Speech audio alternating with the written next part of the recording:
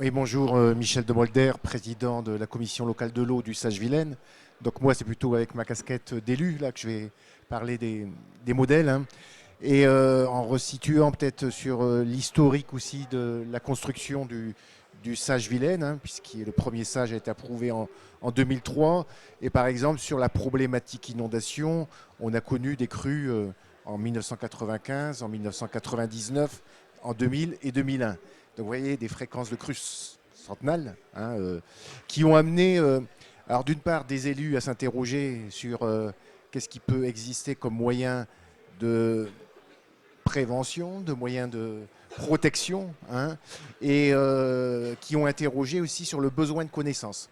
Donc au sein de l'EPTB Vilaine, ex-IAV, donc s'est mis en place tout un travail de recherche de modélisation sur, d'une part, ces crues, parce que les crues ne sont pas les mêmes.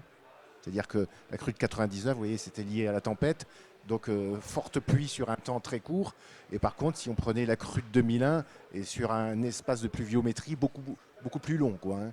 Donc, c'est vrai que la modélisation suppose aussi d'avoir cette connaissance de différents aspects. Donc, la connaissance du bassin versant, l'imperméabilisation des sols et déjà de l'horloge des crues telle qu'elle est vécue historiquement, et puis d'avoir les connaissances météorologiques, quoi, hein.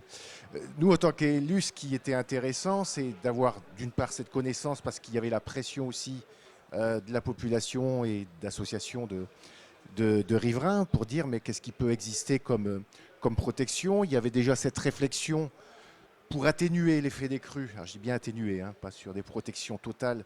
C'est de mettre en place éventuellement, puisqu'on est sur des crues de plaine, des zones de ralentissement dynamique et savoir si c'était pertinent ou pas.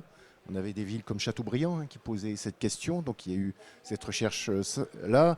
Et eu le bassin de la Flume, hein, sur la zone de passé, qui était fortement impacté, notamment sur l'aspect commercial, hein. Et puis il y avait aussi d'autres demandes sur le Meux, sur l'Oust, etc., hein. Donc ensuite, c'est parti sur une étude plus globale sur la possibilité de mettre en place des zones de ralentissement dynamique. Donc là, une étude qui a duré pratiquement 4 ans, hein. Voilà, pratiquement de 2009 à 2013. Hein, je me tourne vers Stéphanie Woiman qui a suivi cette étude pour savoir où est-ce qu'il était pertinent, hein, de mettre des zones de ralentissement dynamique. Par exemple, on a vu sur le bassin de la Seiche que ça n'aurait pas d'effet direct sur les crues, quoi, hein. Par contre, en travaillant sur le bassin du Chevré, ça permettait d'avoir des effets sur des secteurs de la ville de Rennes. Voilà, hein. Et en travaillant sur le Meux, ça permettait aussi d'avoir des effets bénéfiques, hein, de baisse, on va dire, de hauteur d'eau. Ça veut dire pas de disparition des crues, hein. Sur la ville de Montfort ou d'autres villes, quoi, hein. Donc ce besoin de connaissance, il est important sur la prise de décision. Parce que derrière, il y a d'une part à dire si on fait des aménagements, à quelle hauteur de protection ça va amener.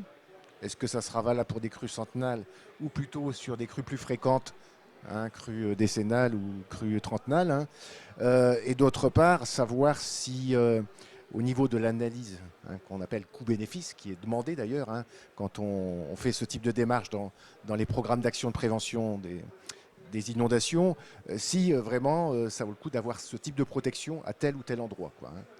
Donc nous, l'étude a permis aussi à la clé de trancher, hein, en demandant à ce que sur le secteur du Meux et sur le secteur du Chevré, les études aillent beaucoup plus loin dans la faisabilité, là, des zones de ralentissement dynamique, parce qu'on savait qu'on aurait des gains sur les villes de Montfort ou sur la ville de Rennes, quoi, hein. Et vous savez bien qu'on est dans des zones fortement urbanisées et la question des inondations Alors, on parle bien de crues là, liées au bassin versant, hein. Je ne parle pas des crues liées au ruissellement, voilà, hein. Mais ce type de modélisation pour nous est important parce que c'est ce qui va permettre justement d'aiguiller éventuellement la construction de papilles et puis d'avoir des besoins, des recherches de financement, hein, pour permettre la réalisation de ces travaux. Alors ensuite, Stéphanie connaît mieux que moi, il y a d'autres types de modélisation aussi qui sont nécessaires, hein. Il y a un barrage qui est le barrage d'Arzal, donc avec des problématiques de sédimentation, hein, qui ont été étudiées sur d'une longue période, hein. Donc il y a eu aussi une modélisation des sédimentations au sein de l'estuaire de la Vilaine, hein. Et puis il y a eu d'autres types de modélisation qui est liée là, à la production d'eau potable sur l'usine de Ferrel, parce qu'il y en a problématique d'entrée d'eau saline.